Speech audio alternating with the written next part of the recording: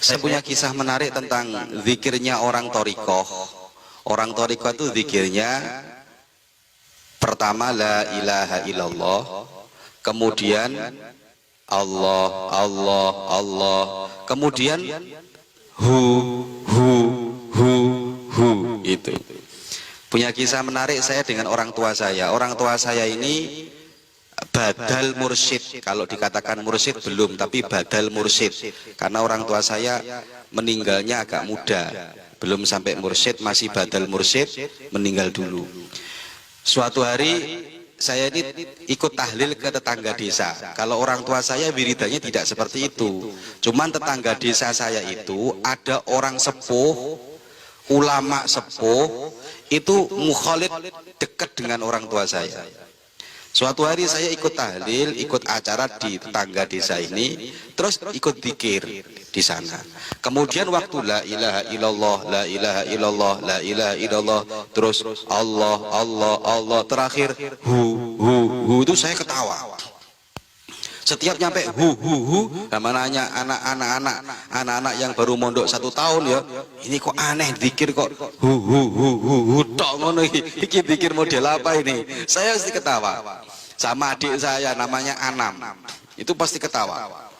Akhirnya saya jarak 2 hari, 3 hari, saya cerita ke orang tua saya, ngomong, Abah, ini ada orang zikir, itu zikirnya pasti hu ini terakhirnya itu sesat nggak itu, Pak? Wah, ini orang kalau nggak tahu ilmu itu biasanya kalau nggak tahu ilmu dikit-dikit langsung ngomong sesat. Oh, sesat ini karena nggak tahu. Orang kalau nggak tahu ya wajar ngomong sesat. Saya dulu masih mondok 1 tahun gitu, sesat ini.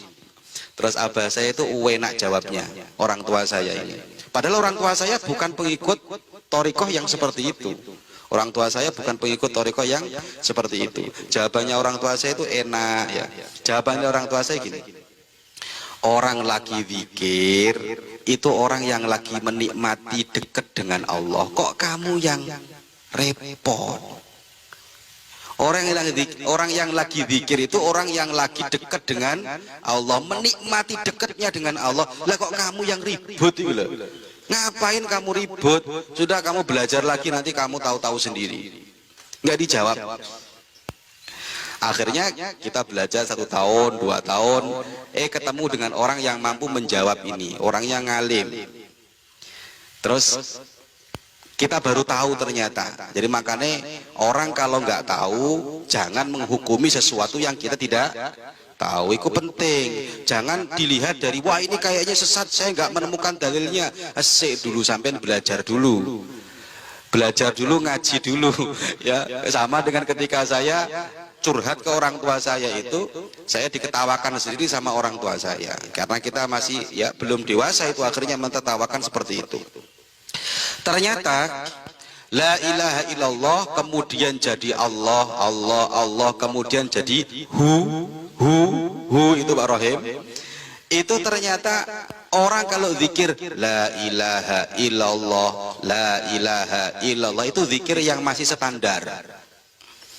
Artinya kan zikirnya kan tiada Tuhan selain Allah, tiada Tuhan selain Allah. Selain Allahnya masih ada nggak? Ada? Ada.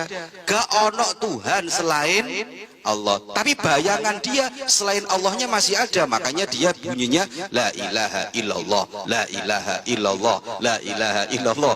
Gak ono Tuhan selain Allah, gak ono Tuhan selain Allah. Semuanya gak ada kecuali Allah. Semuanya gak ada yang wajib disembah, gak boleh disembah kecuali Allah. Semuanya tidak ada kecuali tujuannya Allah. Kemudian orang kalau sudah zikirnya mulai nikmat, semuanya sudah nggak ada kecuali hanya Allah, Allah, Allah, Allah. Selain Allahnya sudah nggak ada, sudah nggak mampu menyebut yang lainnya. Yang bisa disebut cuman Allah, Allah, Allah, Allah, Allah, Allah, Allah, Allah. Menurut jadi mereka nikmat banget menikmati zikir dengan menyebut nama Allah. Wes gak mampu menyebut selain itu, sudah nggak ada. Yang ada hanya Allah, Allah, Allah, Allah, Allah, Allah, Allah, Allah. Di budi terakhirnya artinya dia sudah tidak mampu menyebut namanya Allah. Orang itu kalau sudah kadung nikmat itu nggak mampu menyebut namanya. Dia, hu itu kan artikan huwa. Kalau Allah itu isim dhohir. Kalau saya bilang Zaidun, itu namanya Zaid masih ada kelihatan isim dhohir. Tapi kalau sudah tidak mampu menyebut namanya, dia, hu itu berarti hati yang bicara. Hati yang bicara. Hu itu artinya tok wis ngomong. Dia. Sudah nggak mampu lagi menyebut nama Allah. Ini kalau perlu wis nggak perlu ngomong, nggak perlu zikir sudah. Hatinya tok ngomong. Huwa itu artinya apa? Dia. Hu. Makanya kalau dalam Imriti itu ada dalam Imriti fa usyribat makna dhamiri sya'ni. Kayak sampean kalau baca kul huwallahu ahad, kul ngucapa sapa sira huwa utawi Allah. Huwa utawi Allah iku ahad, maha esa. Namanya dhamir sya'an. Dhamir sya'an ini dhamir itu artinya hati. Ad-dhamir fi dhamir. Makanya guru saya Lirboyo itu pernah menyampaikan ad-dhamir fi dhamir, faman lam ya'rif marji ad-dhamir falaysa bid-dhamir. Domir itu dalam hati. Barang siapa tidak mampu mengembalikan domir, maka dia tidak punya hati. Ad-domir fi domir. Jadi orang santri ngaji gak ngerti mengembalikan lafaz hu kembali ke siapa? Ke Allah. Ad-domir fi domir. Faman lam ya'rif marji ad-domir falaysa fi domir. Barang siapa tidak mampu mengembalikan lafaz hu kembali kemana, dia nggak punya hati. Lah kalau dalam kitab kitab apa ini jenenge ini Imriti itu kan sudah jelas itu. Orang kalau sudah kadung nikmatnya zikir itu seperti orang yang sudah apa ya? Gila lah kayak. Fa usribat makna dhamiri sya'ni fa uribat fil hani bil al-han. Iki Pak Rohim hafal iki. Imriti. Iki. Fa usribat makna dhamiri sya'ni sya'an, dhamir sya'an fa'uribat fil hani bil al-hani.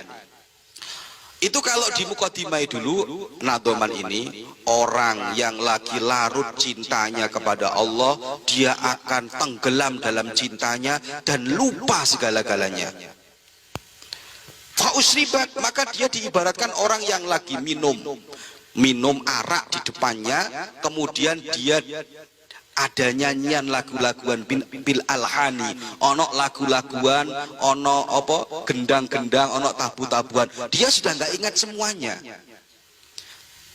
Sya'an sudah, ya nggak ingat semuanya. Pak Rohim seneng ke orang Pak Rohim. Mbak mampu nyebut namanya saya, Fatimah, wes gak iso.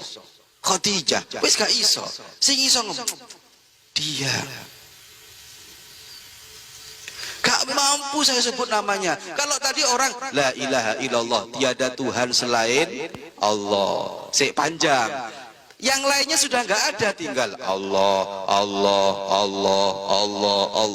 Nyebut Allah toh sudah nggak mampu dia karena sudah seakan-akan sudah menyatu.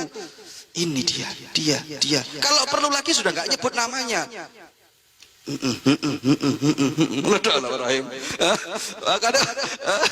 Hu itu artinya hanya dia, sudah nggak ada yang lain lagi. Lah orang kayak gitu yang menyatu seperti itu, makanya abah saya ketika saya tanya seperti itu, lah orang lagi menikmati zikir kok kamu butuh dalilnya gitu.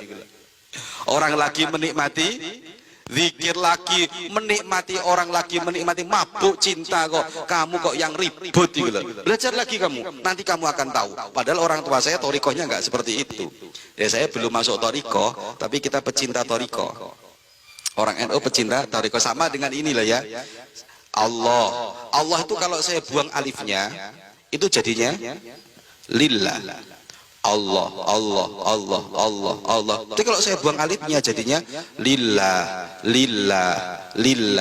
Lillah artinya apa? Karena Allah. Itu kalau saya buang lagi lillahnya tinggal lahu. Lamnya tak buang lagi dari lahu. Lahu sudah bukan isim dohir lagi, sudah berubah isim domir. Lam sama hu. Lahu, karena dia. Karena siapa? Orang sudah gak menyatu, ini sudah habis semuanya karena dia. Nah dia itu siapa? Oh kamu kalau nggak berani, nggak bisa mengembalikan kembali kemana? Ini domir ini. Kemana sih? Oh kamu nggak punya hati. Belajar dulu jatuh cinta baru punya hati. Lahu sing biasa jatuh cinta iku mah ngerti ngene iki. Lahu karena dia. Terus sudah karenanya sudah nggak ada, tinggal dia tok wis pokoke arek iku wis dia. Itu kalau sudah perlu, gak perlu nyebut namanya. Kamu seneng, gak perlu disebutkan namanya ini. Gak perlu saya ngomong. Kadang ada orang ngomong ya, sudah orang itu ngomong dari hati ke hati saja, selesai. Makanya kemanten anyar itu gak perlu ngomong aku cinta kamu, gak perlu. Menang tok dadi anak. Ya, lo kenapa? Ya iku wis lah. Ya iku cara memahami zikir ngono lho. Ya asik banget ini zikirnya. Makanya kita kalau kita mau memahami betul-betul zikirnya orang-orang tasawuf itu, orang-orang thariqah itu, tanya dulu, lihat dulu, berkumpul dengan mereka baru menghukumi. Jangan lihat dari zahirnya kemudian kita ngomong ini nggak ada dasarnya. Habis kita ya kualat kita ini suwe-suwe dengan ulama-ulama sepuh. Paham ya? Ngerti nggak ini ya? Hati-hati santri ya. Hati-hati kita ikut guru-guru kita selesai. Jangan mudah menyalahkan kalau kita tidak tahu. Wes, saya pikir ini cerita asik banget ketika saya masih sangat-sangat muda belia waktu mondok masih 1 tahun. Semoga barokah, semoga